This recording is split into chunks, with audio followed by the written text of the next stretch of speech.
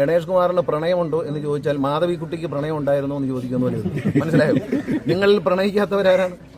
ഗണേഷ് കുമാറിന് ഒന്നല്ല 5000 പ്രണയമുണ്ട്. എല്ലാം സ്നേഹമാണ്. കാരണം പ്രണയമില്ലാത്തവൻ പൊട്ടനാണ്. അവന് തലയ്ക്ക് എന്തെങ്കിലും അസുഖം കാണും. പ്രണയം ഉണ്ടാവും. പുനത്തിൽ കുഞ്ഞബ്ദുള്ള പറഞ്ഞിട്ടുണ്ട്, മഹാന്മാരായാൽ ജവഹർലാൽ നെഹ്റുവിന് പ്രണയം ഉണ്ടായിരുന്നോ?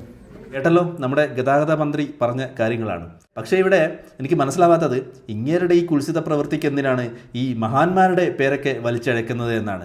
അതായത് കമലാ സുരയ്യ, മാധവിക്കുട്ടി, ജവഹർലാൽ നെഹ്റു ഇവരുടെയൊക്കെ പേര് വെച്ചിട്ടാണ് മന്ത്രി ഇവിടെ കമ്പയർ ചെയ്യുന്നത്. എന്തായാലും കൊള്ളാം, അടിപൊളിയായിട്ടുണ്ട്. ഇലക്ഷനൊക്കെ വരികയല്ലേ, ഇതേപോലുള്ള ചൂടുള്ള വാർത്തകളൊക്കെ കണ്ടിരിക്കാൻ നല്ല രസമാണ്.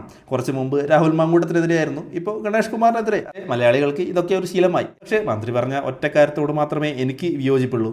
അതായത് ഈ കമലാ സുരയ്യയും വാജ്പേയിയും അതേപോലെ തന്നെ മാധവിക്കുട്ടിയെയും ജവഹർലാൽ നെഹ്റുയും ഒന്നും വലിച്ചഴക്കേണ്ട ആവശ്യമില്ലായിരുന്നു. ഇവിടെ എല്ലാവർക്കും പ്രണയിക്കാനുള്ള സ്വാതന്ത്ര്യമുണ്ട്. പക്ഷേ കല്യാണം കഴിഞ്ഞ് പ്രണയിക്കുന്നതാണ് ഇവിടുത്തെ മെയിൻ പ്രശ്നം. Not the point.